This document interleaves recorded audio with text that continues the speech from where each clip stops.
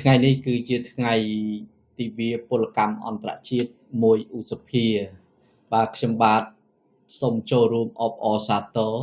ថ្ងៃទិវាពលកម្មអន្តរជាតិនេះ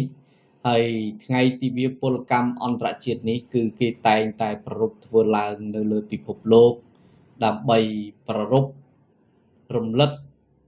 ក៏ដូចជាឧទ្ទិសដឹងគុណដល់វីរភាពអង្អាចក្លាហានរបស់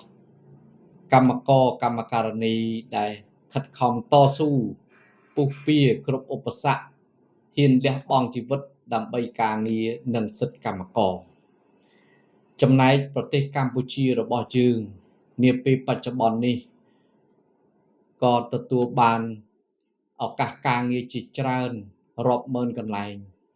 ទាំងអស់នេះគឺកើតចេញពីការខិតខំប្រឹងប្រែងរបស់ប្រមុខរាជរដ្ឋាភិបាលដែលលោកបានយកចិត្តទុកដាក់ស្វះស្វែងរកការងារផ្ដល់ជូនដល់កម្មករកម្មការិនីនិងផ្ដល់ឱកាសចេញទៅធ្វើការនៅក្រៅប្រទេសលើពិភពលោកផងដែរបាទដូច្នេះការនឿយហត់ការខិតខំប្រឹងប្រែងអូសទាញវិនិយោគចូលមកវិនិយោគរបស់ប្រមុខរាជរដ្ឋាភិបាលគឺជាគុណូបការៈដ៏ខ្ពង់ខ្ពស់ណាស់សម្រាប់កម្មករកម្មការិនីនិងពលករពលការិនីរបស់យើងបាទអញ្ចឹងទេខ្ញុំសូមបញ្ជាក់ផងដែរថាកម្ពុជាមានកិច្ចការងារក៏ដូចជាឱកាសការងារផ្ដល់ជូនដល់បងប្អូននាពេលបច្ចុប្បន្ននេះគឺកើតចេញពីសុខសន្តិភាពសុខសន្តិភាពទាំងអស់នេះកើតចេញពីការខិតខំប្រឹងប្រែងរបស់សម្ដេចអគ្គមហាសេនាបតីតេជោហ៊ុនសែនអតីតនាយករដ្ឋមន្ត្រីនិងបច្ចុប្បន្នលោកជាប្រធានព្រឹទ្ធសភាដែលលោកបានខិតខំប្រឹងប្រែងកសាងសន្តិភាពនេះឡើងជូនដល់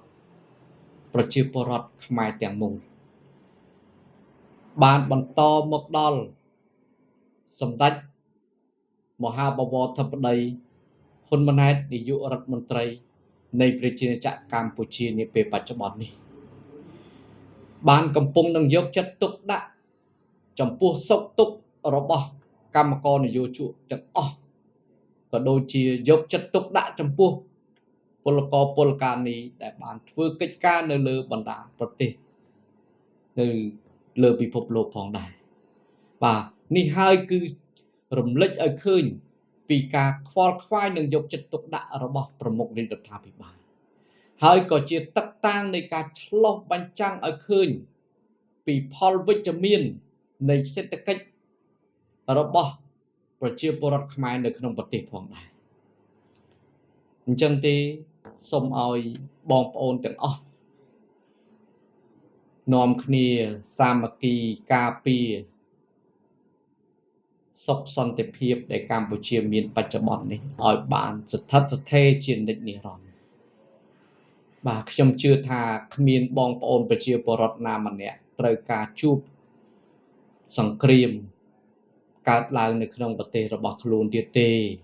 ហើយបងប្អូនទាំងអស់ក៏អាចមើលឃើញតាមរយៈព័ត៌មានផ្សេងផងដែរដែលនៅលើពិភពលោកកំពុងតែជួបវិបត្តិសេដ្ឋកិច្ចជួបវិបត្តិផ្នែកសុខសន្តិភាពស្ថិរភាពសង្គមអញ្ចឹងពុំមានអ្នកណាម្នាក់ចង់ជួបទេនៅវិបត្តិទាំងអស់នេះអញ្ចឹងទេបើកម្ពុជាបានរួចផុតពីក្រញាំ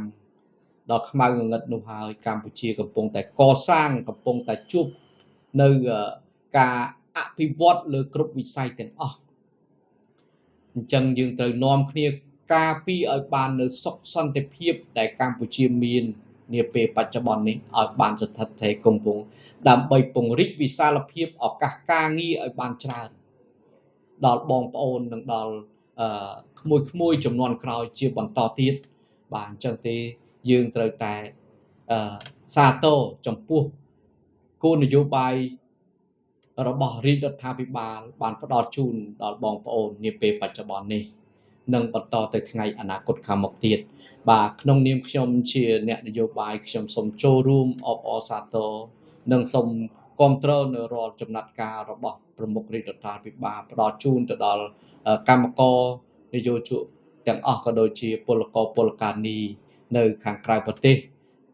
ហើយក៏សូមជូនពរនៅក្នុងថ្ងៃទិវាពលកម្មអន្តរជាតិនេះសូមឲ្យបងប្អូនទាំងអស់ជួបតែនឹងភាពរីកចម្រើនព្រមទាំងសេចក្តីសុខសេចក្តីចម្រើននៅក្នុងពេលកំពុងអនុវត្តកិច្ចការងារទាំងអស់នេះបាទសូមអរគុណ